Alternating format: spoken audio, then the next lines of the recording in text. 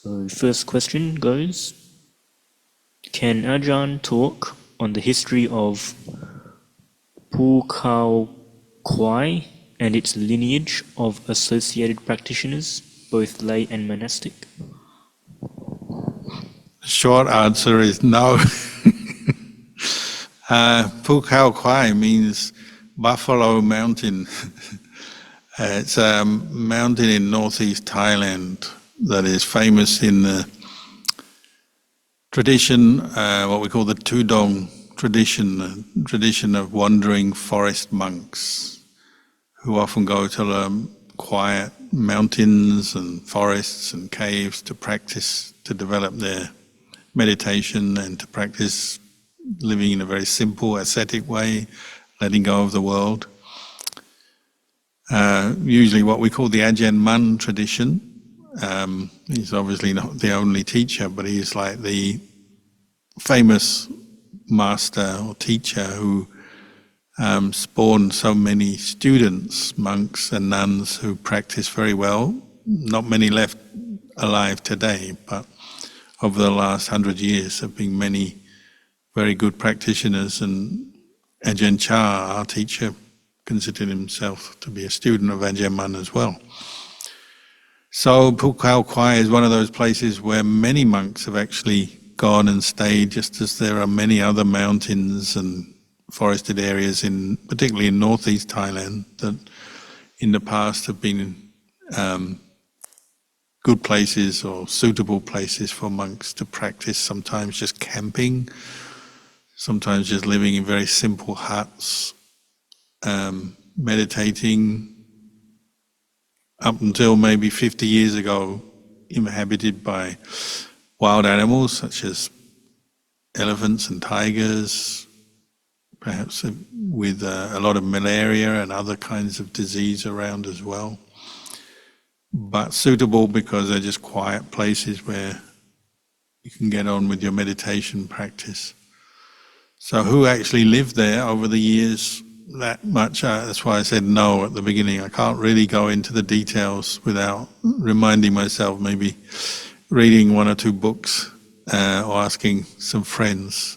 So I can't go into detail here. I guess if you know the name already, I would imagine you've already researched this a little bit, either heard a talk or read a book.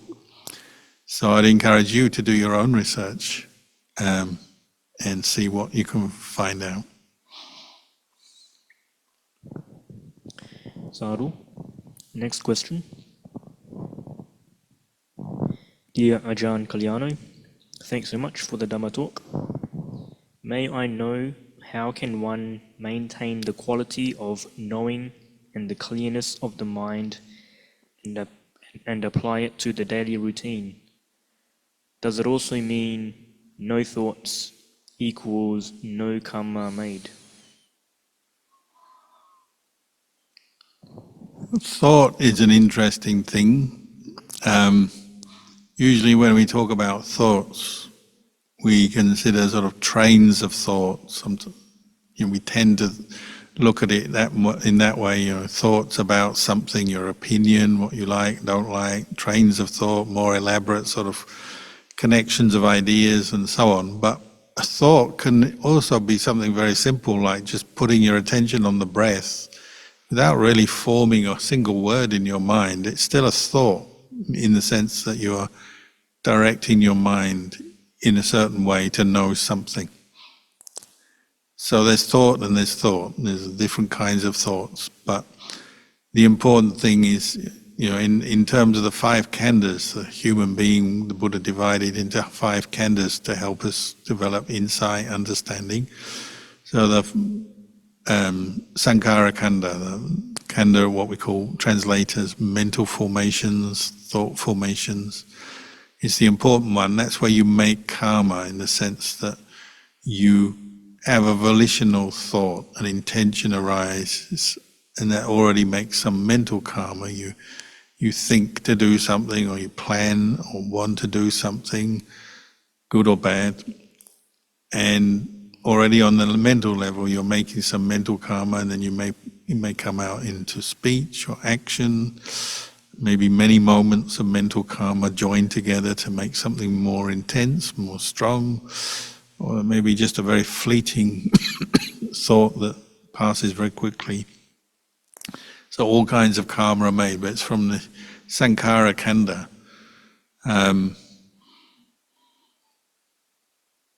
One thing to bear in mind is that they say one who's reached nibbana, an arahant, who has no more identification with the five khandhas as self. They've penetrated this quality of anatta, not self. They don't make any more karma, and therefore they're not reborn. They've reached what we call the unconditioned, the unborn, the uncreated. But they can still think. So clearly, nibbana doesn't necessarily mean not thinking. It means not identifying with the thought as self. So, as you're practicing, you may experience states of samadhi, of stillness, where you're not thinking of very much at all. You're just aware of one object. Could be the mind itself, or one aspect of the mind, or the breath, for example. And all the normal chatter, thinking mind goes quiet. But you're still within the five khandhas there, and there's still a sankhara there. It'll be that awareness of the breath or of the mind based on the mind merging with the breath as an object. So it's not that you get out of the khandhas when you attain stillness of mind, it's simply that the khandhas are in the most refined, peaceful state. One-pointed, we call it one-pointedness, so you're just one object of mind rather than many objects arising and ceasing.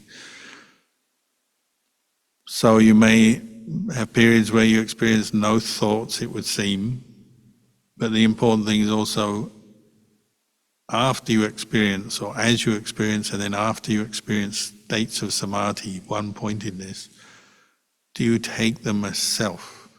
So the Buddha encouraged us to investigate the pleasure, the bliss, the blissful feelings, pleasant feelings, the nature of the mind, the refined, expanded nature of the mind, or the very subtle natures of the mind, the different characteristics of the peaceful mind, to contemplate them, to see, are these permanent or not? Are they self or not?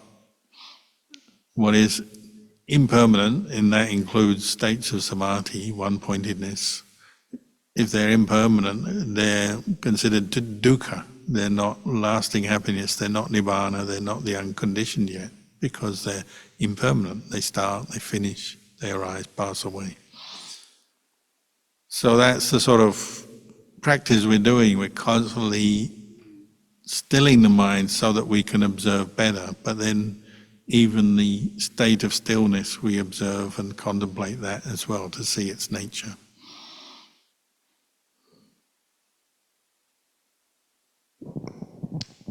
Saru Lumpur. Next question.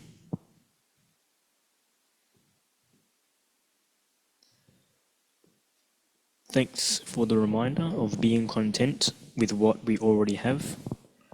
Ajahn, how can one continue to build good karma on a 24/7 basis so that bad karma won't arise? Well, the Buddha said practice vigilance, heedfulness, apamada. So ideally, all your waking time you're on guard not to let your mind slip into indulging in negative states of mind, like based in greed, anger, delusion. They might arise, and that's the fruits of past karma, which you have to accept. You've made karma in the past, so preconditioning. You've been conditioned to respond in certain ways, react in certain ways with greed, aversion, delusion. But if you are establishing mindfulness and reflecting on the impermanence and lack of self in those mental states, then you can see them for what they are, and if you recognize them as unwholesome, unskillful, the cause of suffering, then let them go immediately. That might be your aim, isn't it? Over the course of a day, you may get anger arise, or worry, or fear, or boredom, or whatever. The idea is to be mindful enough not to indulge in it. It arises, you recognize it for what it is, and you let it go. And you keep doing that. If you keep doing that, gradually your mind will get tired of creating this kind of suffering over and over again, and then letting it go over and over again. Gradually, they say gradually you're scooping water out of a pot. Gradually you get down to the bottom and there's no water left. You keep letting go of greed, anger and delusion, eventually it stops arising. You reach the unconditioned. You just have to be patient enough and keep doing it long enough until you get to that point. Don't give up.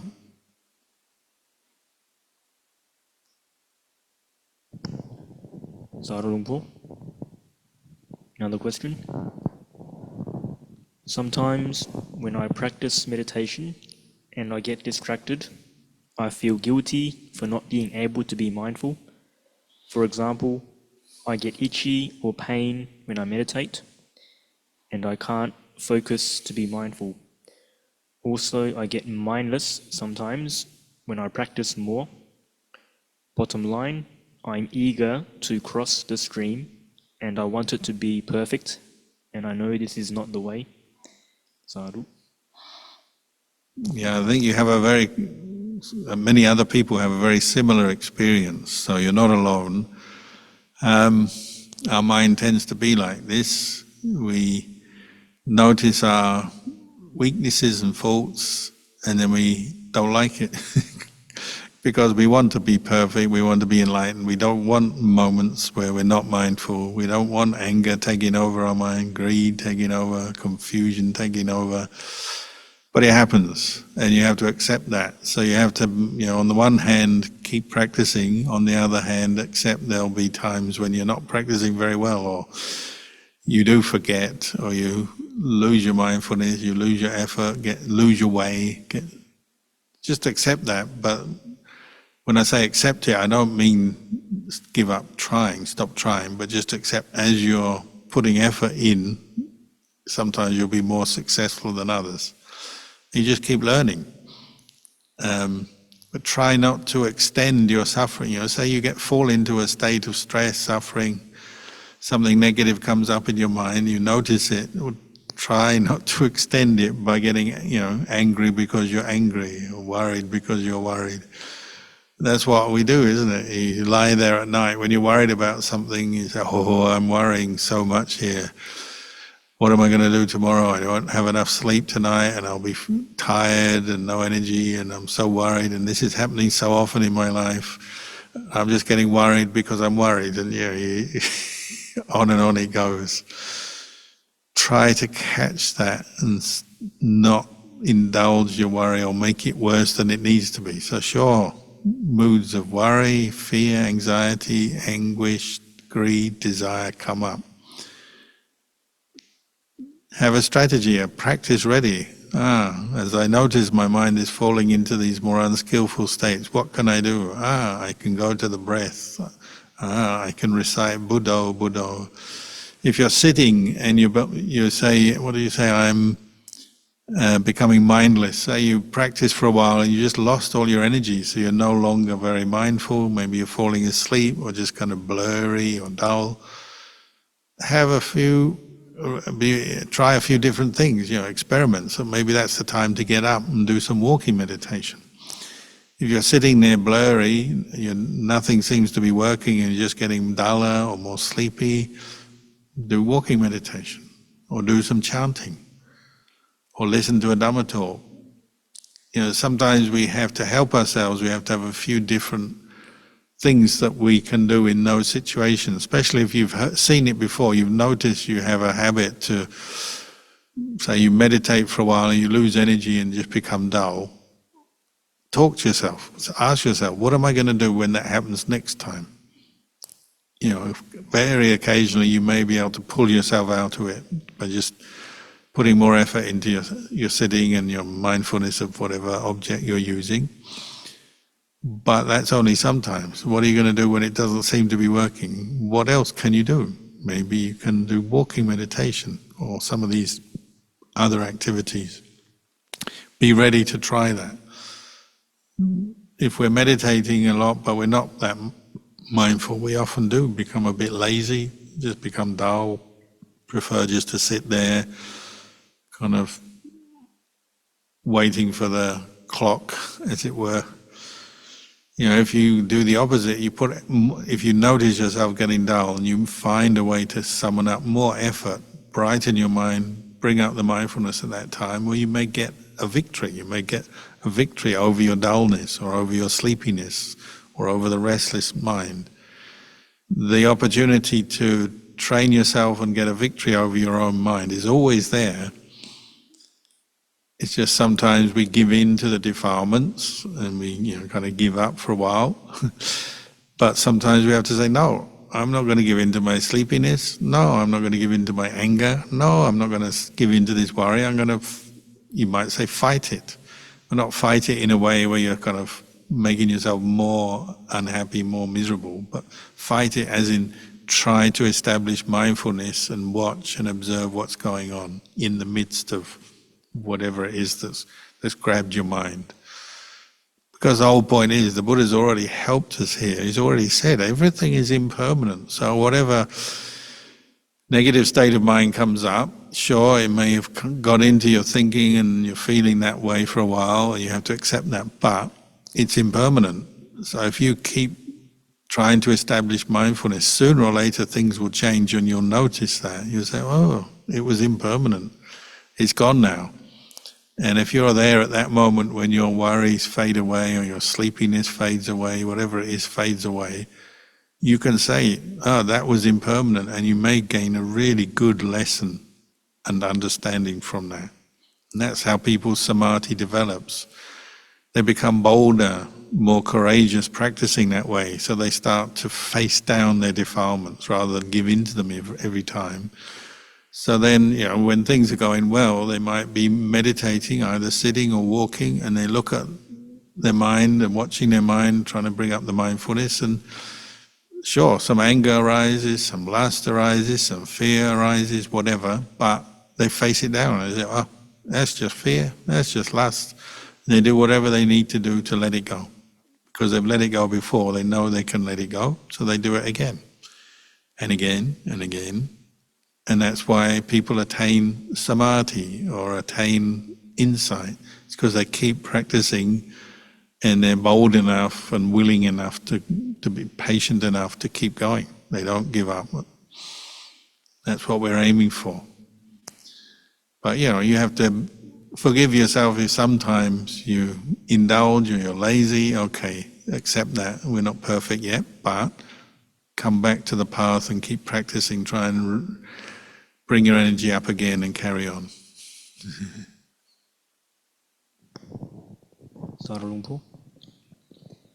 Next, we have a live question.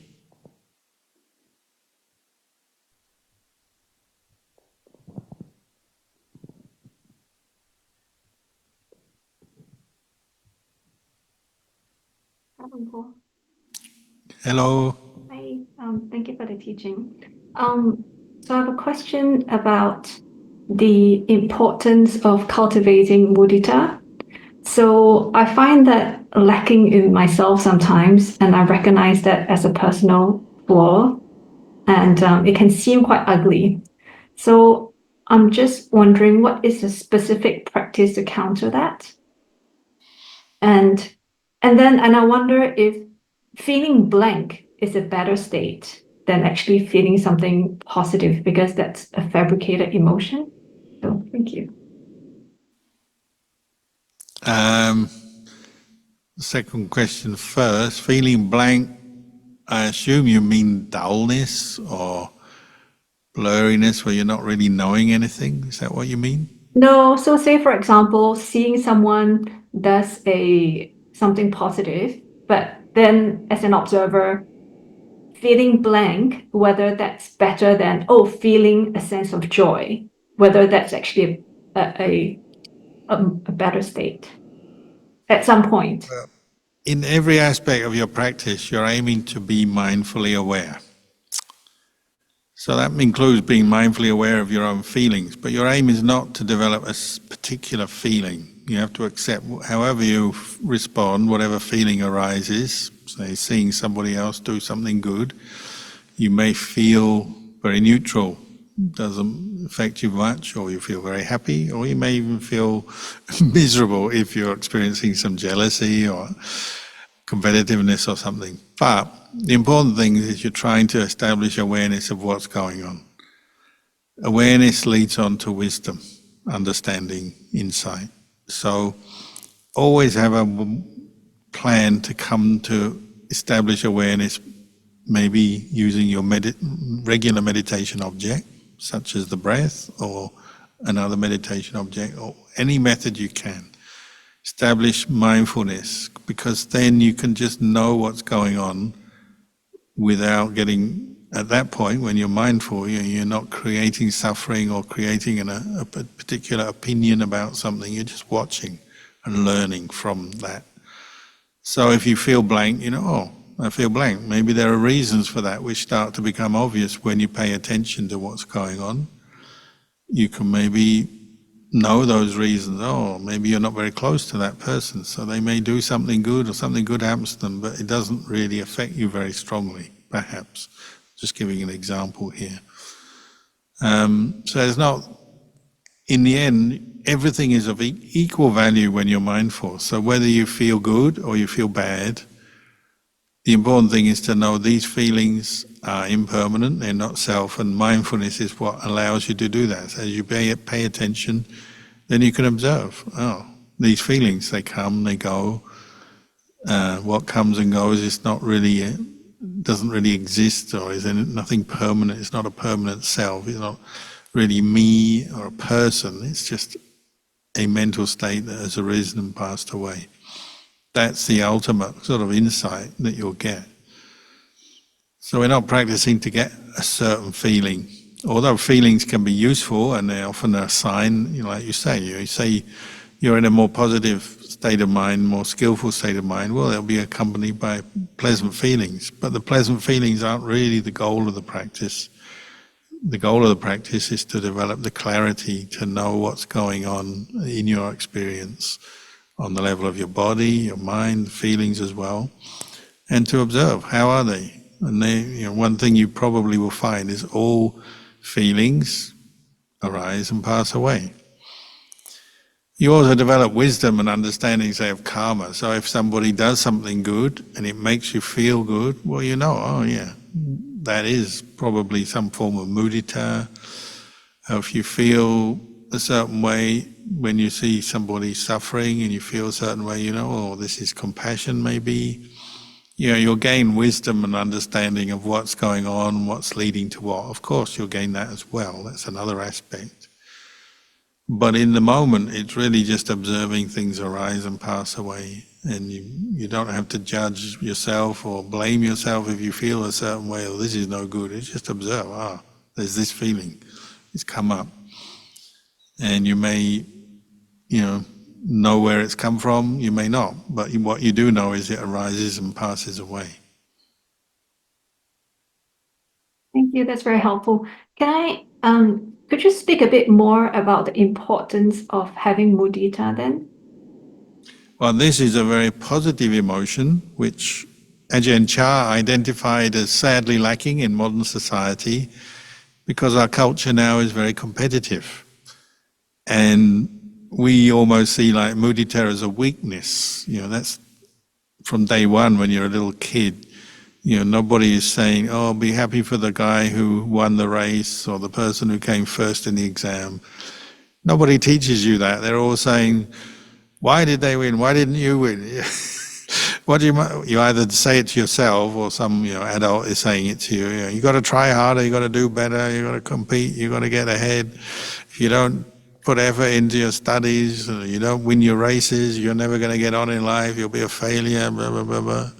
Nobody's sitting there and say, "Oh, just have mudita for the guy who wins." You rarely hear that. And it comes out all the time in our society, doesn't it? We're always competing with each other, always thinking of ourselves over the other guy. This is very common. I'm not saying the only way people behave, but it's very normal for people to be like that. And mudita is often very rare in a social situation. You often don't see people expressing it that much, at work and places.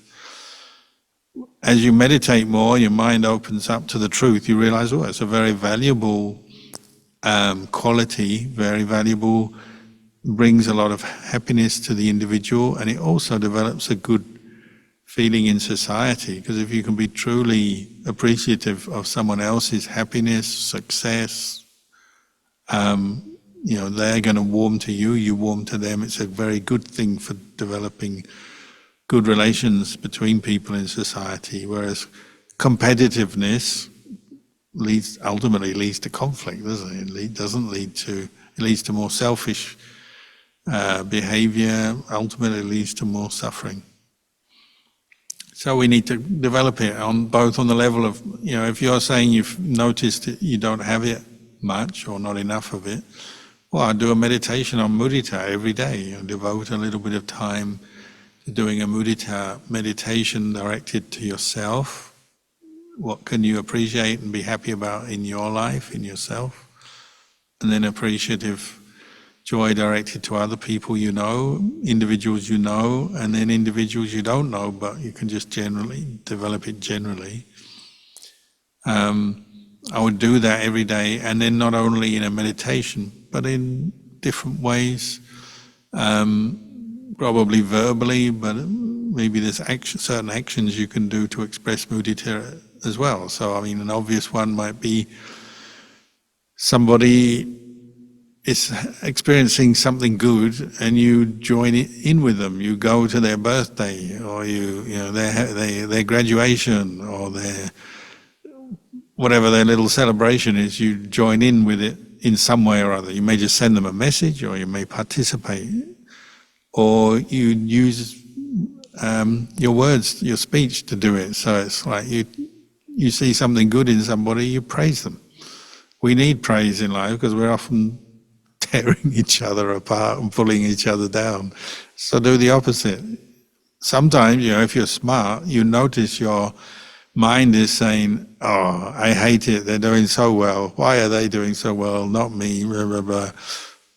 Tell them you're happy that they're doing well. Tell them that they're doing a really good thing. Teach yourself to put mudita into place where you would normally be jealous or dismissive or cynical or something. Teach yourself to express mudita sometimes in the way you communicate with others. Do things that express it, say things that express it. Then it'll become more of a part of your life, and you will probably enjoy life. It's not just good for us, it's good for other people as well. It's a gift to other people as well. So as monks, when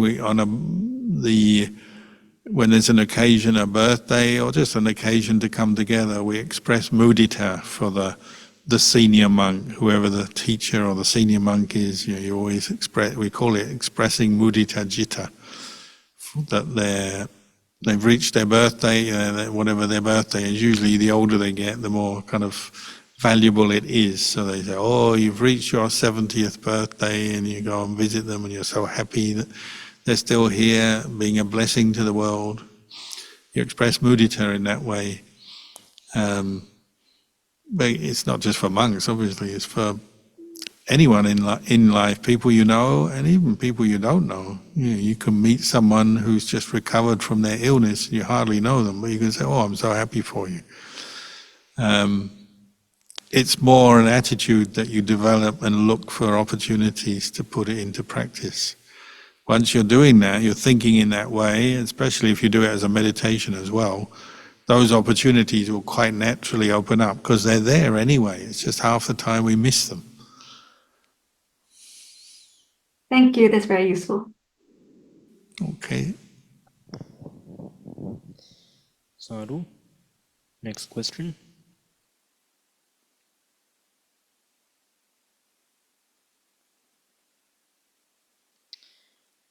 Greetings, Ajahn.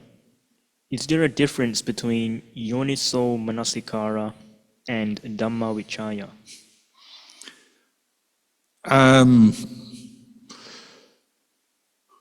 Well, there's a sort of specific difference in that Yoniso Manasikara is generally translated as wise reflection, and particularly directed to developing right view in a situation, right view, right understanding of what is wholesome and not, what is conducive to the end of suffering and not, what is the path, what is not. Dhamma is using the same function of mind, the reflective power of the mind, but it's a part of the list of the enlightenment factors, the bojjhanga. So once mindfulness, once mindfulness is developed, then you can direct your mind to know the characteristics of things because you're mindful, you're paying attention. So you may investigate impermanence, unsatisfactoriness, not self. And in this case, it's actually enlightening. The results of your Dhamma investigation, which is what Dhamma Vichaya is, it really changes your mind for the better. Maybe little changes, maybe big changes, but it's changing your mind for the better because it's on the way to complete realization or penetration of the Four Noble Truths. Yoniso Manasikara is also doing that as well, but it's a more general term. So in the end, they're really using the same function of mind, but just describing them, I wouldn't even say at different stages, but just one is a more broader, the reflective power of the mind that can be applied for many things. One is more specific in the factors that lead to enlightenment. But they're coming from the same place, using your wisdom, your intelligence, cultivating that. Sarulumbu. Another question. Recently, you've expounded how to let go of anger. Please can you expound how to let go of greed and also lust? I'm guessing we should also be trying to abandon these as soon as possible. Thank you. Yep, as soon as possible. Today would be best. Can we all abandon greed, anger, and delusion today and get enlightened today? That would be nice. Some things, some aspects of the practice are universal. So like we always need more mindfulness. We always need to investigate the Dhamma, whether it's anger, greed, or anything else, any other form of delusion.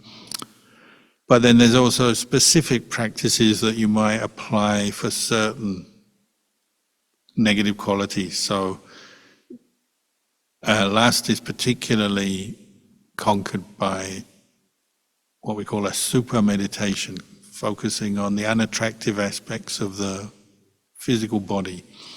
You can apply it to material objects in general, so like the unattractive side of a car or a smartphone if you're obsessed with it and the beauty of it.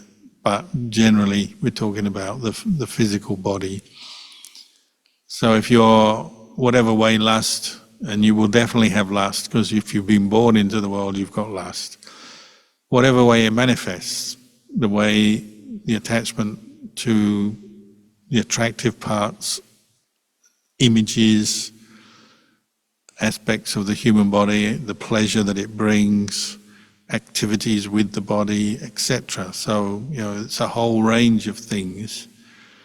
Sometimes we call it sensual desire as well. So it could be, say, Ajahn Chah used to say, when lust arises, it's not just sexual desire, that's at the center of it. But, you are lusting after someone, you have that kind of desire for someone, the sound of their voice is alluring to you.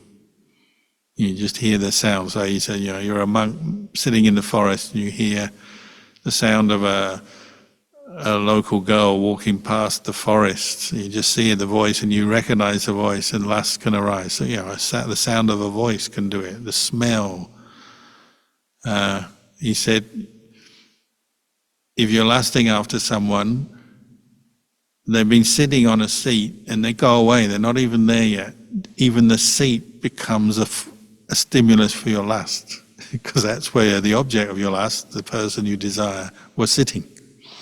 So, it's subtle and it's coarse, it's obvious and it's not so obvious. But the idea is to contemplate, always establish mindfulness, always contemplate the three characteristics, the impermanence, the unsatisfactoriness, the not self, but in particular with lust, the asupa, the unattractiveness of whatever it is you're lusting after. It's coming to see that side of it, because when you're caught into lust and sensual desire, you tend not to notice, don't you? You don't notice the ugly bits, the bad bits, the suffering, the what we say, the disadvantages. You know, say you get the object of your lust, you marry the perfect man, the perfect woman. Maybe I'm talking in an old-fashioned way, but you know what I mean. You get the partner you want, and you got everything you want. They get older every day. You get older every day. We get sick. They get sick. You get sick. One day they will die. One day you will die. There's always that aspect to everything. And on a more closer to home level, you know, you love them, but do you love their feces, their urine? Do you love their, which, you know, is it 100% you love them? Do you love their guts, their blood, their kidney, their liver? That's a super meditation. You're starting to kind of open up to see the entirety of the person, the thing you love. And it just balances up so that maybe you get to the point where you're tired of lusting after or loving all these things who are actually impermanent, not self, won't be around forever. And the whole movement of the mind, when you're lusting after something, you want it, you kind of move towards it, you get stuck on it. Your mind is not free. It's like you're a slave. Nobody likes to be a slave, but we usually think of being enslaved as a sort of external thing. Some guy is your slave master and you just have to do what they say. But lust is a slave master as well. And as you become more mindful, you notice that, and you don't want that to be enslaved to your lust anymore. You want freedom. That drives you on to look for ways to see through lust, go beyond lust.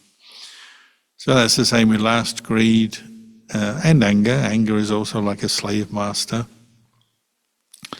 So yes, establish mindfulness, reflect, use whatever dhammas you need just to let go of these defilements. And yes, do it as soon as possible.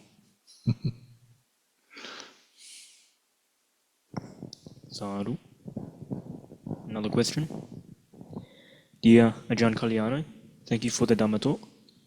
I have a friend of mine who was just admitted to a hospital earlier this day due to deep depression and suicidal thoughts. His mind seems to be stuck and grasping on a few negative and destructive thoughts. What are the best ways to help him to navigate this state of mind? He is not on the Buddhist path. Thank you. Yeah, it's a tough one. Well, if it's your friend, communication would be one good thing. Visiting them, talking to them, listening to them, just being friendly to them in whatever way you can. That can be a very, very valuable thing when someone is suicidal and depressed, just to have one or two people around, or many people around, who they can rely on, who they can talk to, makes them feel better. You know, you can only do so much, but that's a really kind, good thing you could do. Just visit them, be with them, talk to them. Ideally you're getting them to try and focus more on the good things in their life that have happened to them, the good opportunities they've had, and for the future, the fact that they can be cured from what they're experiencing, they can come out of it, they can focus on good things for the future as well, and to be patient until they've done that. Obviously they're probably getting medical help, which is good. Just to focus on the more positive aspects of life, because when you're depressed and suicidal, you tend to be caught up in aversion, self-hatred, despair, all the negative stuff. Try to get them to recognize they still have many good things going for them. Being a human being, you have all this potential to learn, to grow, to understand, do things. that's still there. They can still do more good with their life. They're not finished yet. You're trying to help them, uplift them to be patient with the difficulties they're facing and get through them, and then see that they can still do more with their life. So talking to them, supporting them, that's a great thing that you can do. Sadhu Luang Por. Next question. I don't know how not to feel upset about those who always show their greed and try to take advantage of others. Yeah, I'm the same. I come back to my own greed, try and work on that, because you can't change other people very much. They're going to have to do it for themselves. And like you say, that the world has a whole supply of them. The world is always supplying us with greedy people exploiting each other, harming each other. There's no end to it. That's samsara. That's the nature of it all. We're practicing to go beyond samsara, but you have to start with yourself. Come back to yourself. Every time you see greed in another person, ask yourself, do I still have that in my character? Could I say that? Could I do that? Could I be like that? Maybe not exactly the same as the person you're looking at, but do you still have those tendencies? They may come out in other ways.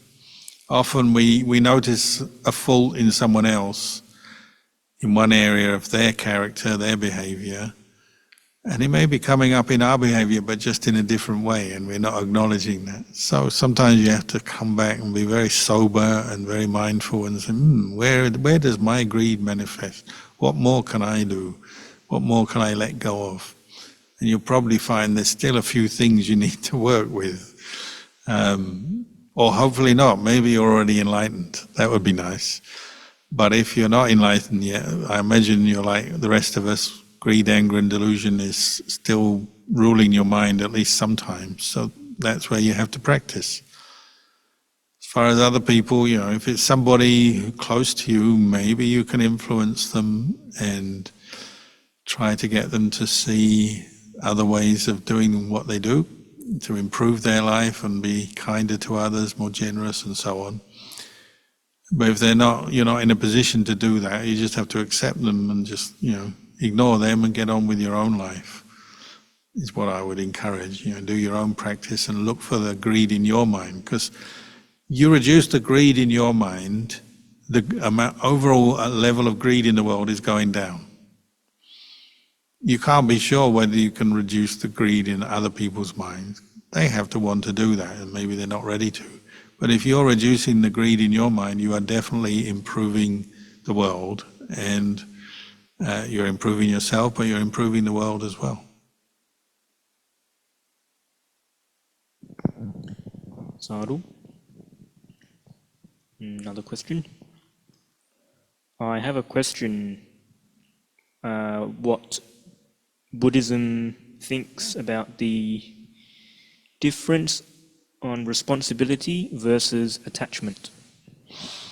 Yeah, well, it's a good question, and it's a constant reflection, I think, for people practicing the Buddhist path, because we sometimes veer to the point of practicing non-attachment to the point of neglect or carelessness, or sometimes you just can't be bothered. But then we sometimes veer towards a sense of responsibility to the point where we're just very controlling, overburdening ourselves, or just being unrealistic and trying to control and sort out every problem in our life and other people around us, is their life, and to the point where we're just impractical and we can't move, they can't move. Sometimes we're making things worse, making more suffering because of our over-responsibility, as it were. So you have to find that balance.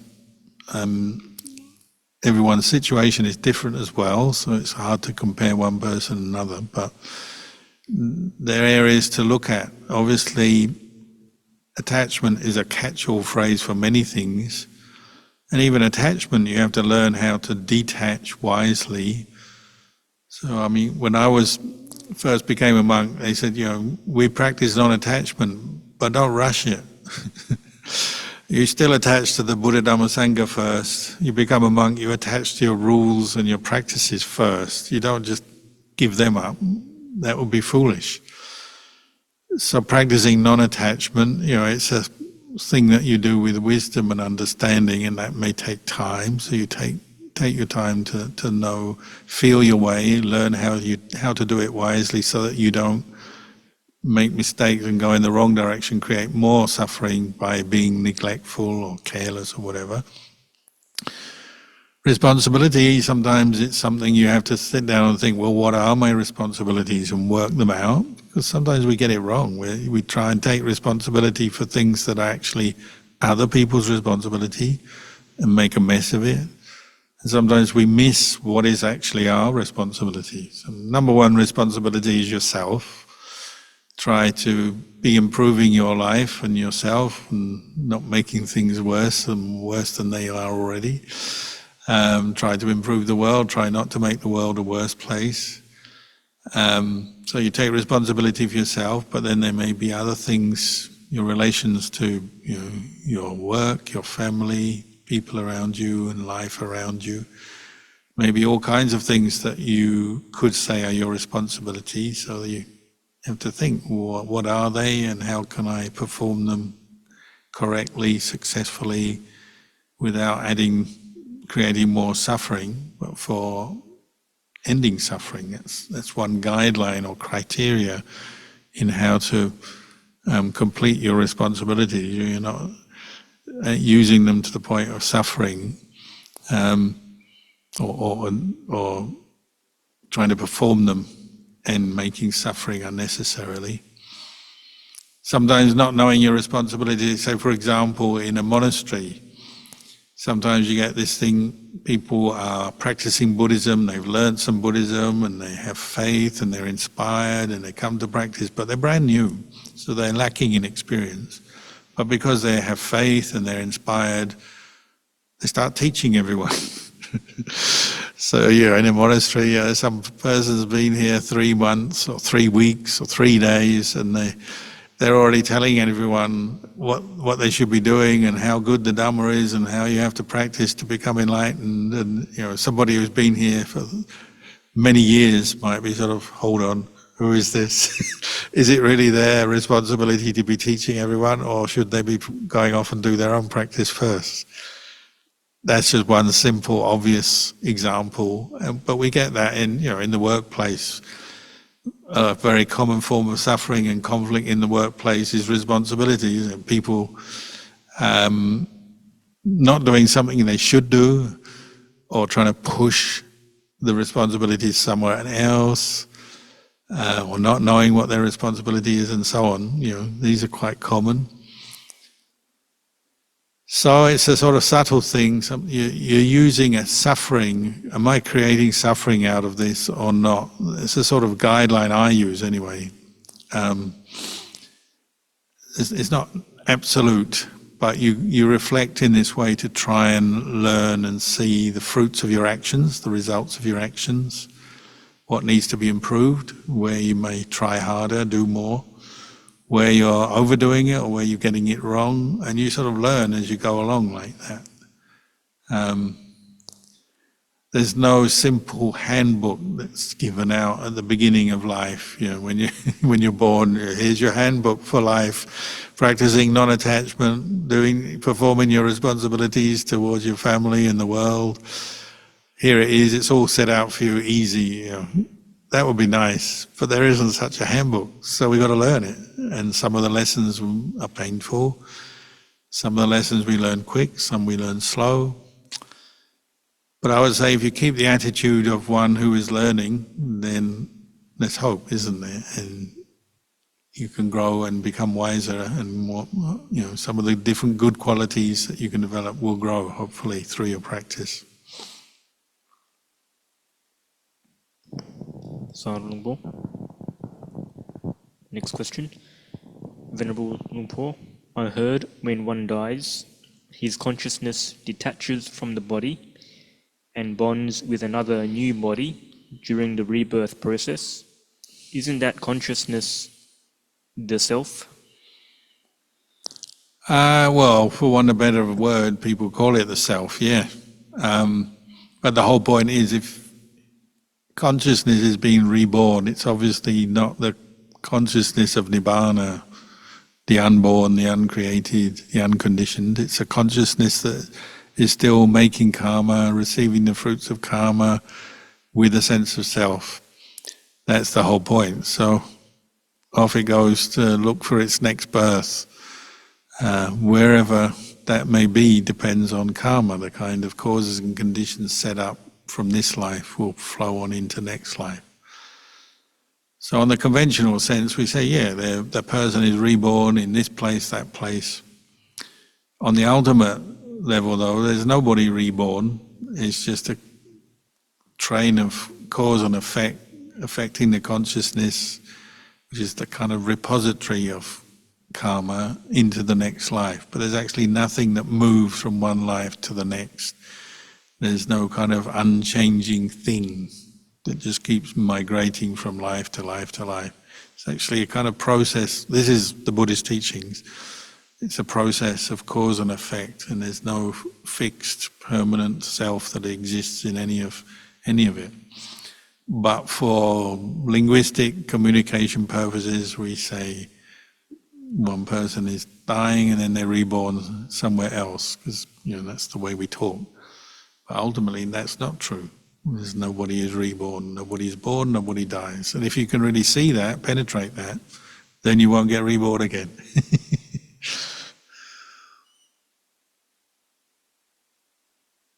Sarolumpo, another question.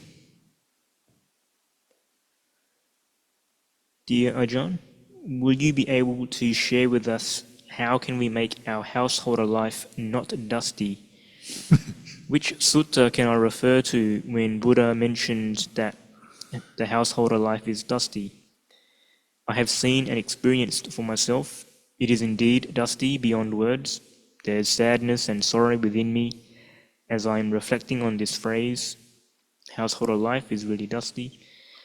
The tears flow down when I reflect on this earlier on. I hope my children will choose to ordain when they grow up and meet good teachers to support them on the path. I know this is selfish, as this might not be their wish, and I will let them choose a life they want to live too. I see the root cause. This is because I wish to have 24/7 time to practice Dhamma like yourself and all the Mahasangha community. Thanks a lot for your patience and answering many of my questions. Well, wishing your kids to ordain, find an enlightened master and ordain, I don't think is selfish. It's just a very kind, wise wish you can have for your kids or anyone else. But like you say, the unselfish part is that you're not going to force them to do that. You leave them to choose. So that's being unselfish. I would agree. I wish everyone meets an enlightened teacher, ordains, gets enlightened. I'm not sure it's going to happen, but I have that wish. You would have that wish for anyone and support them, I would imagine, if you're following the Buddhist path. But at the same time, we're practical and we know it's not going to happen. The whole world is not going to become a monk or a nun tomorrow. So even more, when there are those individuals with little dust in their eyes ready to go forth, encourage them, support them, because it's hard and there's not many of them around. The dust is, like you say, lay life, really monastic life as well, but perhaps a bit less, hopefully. But the lay life is full of sadness, full of suffering, full of problems, full of issues, full of pitfalls and traps and wrong turns and all kinds of problems. And that's the Buddha's observation, and I think, if anyone who practices for a while listens to the Dhamma, and there's one or two different suttas who refer to this, so it's not just one sutta, but I would read the suttas, you'll find them. But it's just something that I think most people would agree with. The lay life is difficult and full of dangers and disadvantages. It's not the best for practicing the Dhamma, but you have to make do with where you're at in your karma, because there may be all kinds of karma that keeps you in the lay life. You may not, you may aspire to become a monk or a nun, but you're not ready in the sense you have, as we were talking in the last question, you may have responsibilities that you have to fulfill. Kids to look after, a job to do, parents to look after, things you have to do perhaps, depending. So it's not the easiest to just step out of that. So while you're there, you have to be tough, you have to be patient, you have to use your wisdom, because there's many reasons to be sad and suffer in the lay life, because you're always accumulating wealth and then losing it again. Earning money and spending it. You're making friends and then losing them. You have all your family members, and then they get old and sick and die on you. And then you get old and sick and die. That's life. And anyone who sits down and looks at it with a sober eye, with the eye of mindfulness and wisdom, cannot but come to that conclusion, I would say. And that's the whole point of why we do practice the Dhamma for Nibbana, is because life is bound up with suffering. That's not to say there's no happiness and joy, so appreciate the joy when you have it, and the good things, appreciate them, and try to live in a peaceful way as a layperson, because it will bring you a sense of well-being even as you face some of these problems and issues. But on the deepest level, you can't escape the fact that life is impermanent. You will separate from everyone and everything you love and like. That's just the truth of it. So you have to be tough, patient, be ready for that, reflect on that, and use the Dhamma to help you through. Use the Buddhist teachings. The basis for lay life, I would say, is keeping the 5 precepts. Once you've got faith in Buddha, Dhamma, Sangha, try to sincerely commit to following the 5 precepts the best you can. When we give the 5 precepts, at the end of that little ritual, we say, Silena sukhating yanti, silena bhoga sampada, silena nibbutting yanti, tasama silang visotaye. You keep the precepts for your happiness and well-being. You keep the precepts to maintain your wealth, both your material wealth and your Dhamma wealth, your spiritual wealth. You keep the precepts as a cause, as a condition for Nibbana, for the end of suffering. It's so obvious we overlook it, and of course sometimes we're not very mindful, not very aware, and we forget the precepts. But try to not forget them, try to follow them, keep them in your lay life, and this will steer you through so that you can keep practicing the Dhamma.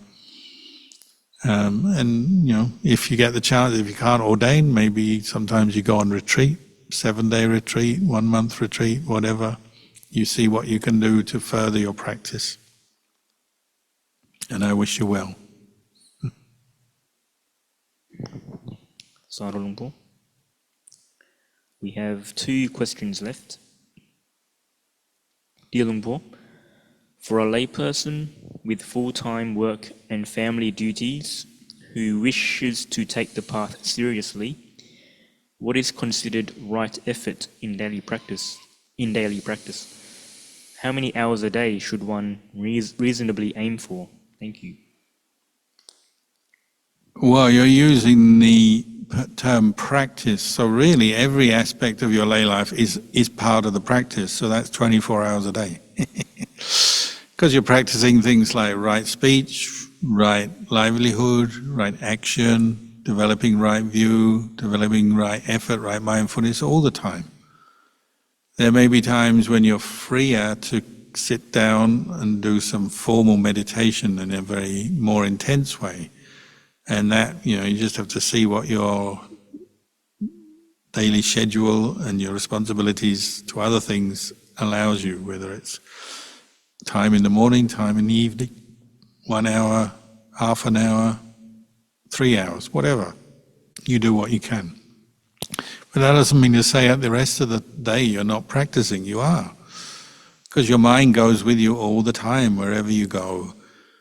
The precepts are things you practice all the time, so that means you'll be in situations when you're on the train, or in the workplace, or shopping, or socializing, or going to sleep, where precepts may be an issue. They may come up. You may be tempted to break a precept or go that way in some situation. That's practice as much as sitting down doing formal meditation, mindfulness of breathing, or vipassana. So try and see practice as an integrated thing, body, speech, and mind through your day, and it includes right livelihood, how you actually earn your living, how you relate to other people, how you speak to other people. All of these things are part of the practice. So if you have that broad approach, one thing is you can see, oh, there's a challenge there. That's for me to learn how to practice in the lay life, and also to realize that even though you may only do short periods of meditation, the qualities you're developing meditation you can develop at other times as well. It's not limited to meditation. You're developing mindfulness, developing insight. You can be typing at a computer if that's what you're involved with in your work, and you can contemplate the impermanence of the movements of your finger, the types, the font, the typing that you're doing, the task that you're completing. It starts, it ends, you change posture later, you do different things. You can contemplate impermanence through your day very easily, but you have to start training yourself to do that. People tend to begin practicing Dhamma with this sort of, there's a time I practice and a time I don't. It's not like that. It's all the time if you're really following what the Buddha taught.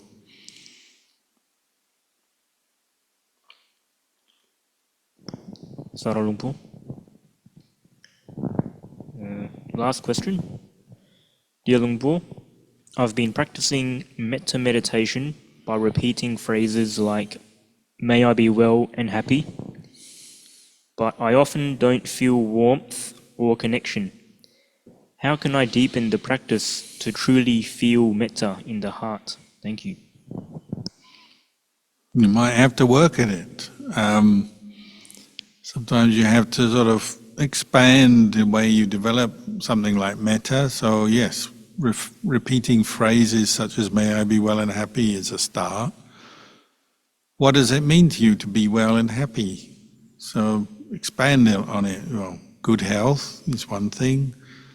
Happy mind. What is a happy mind? Does it mean just getting what you want, what you like in life? Or does it mean a more positive thought where you're wishing yourself well, wishing others well, maybe not based on getting what you want at all, but just a basic wish that you're cultivating?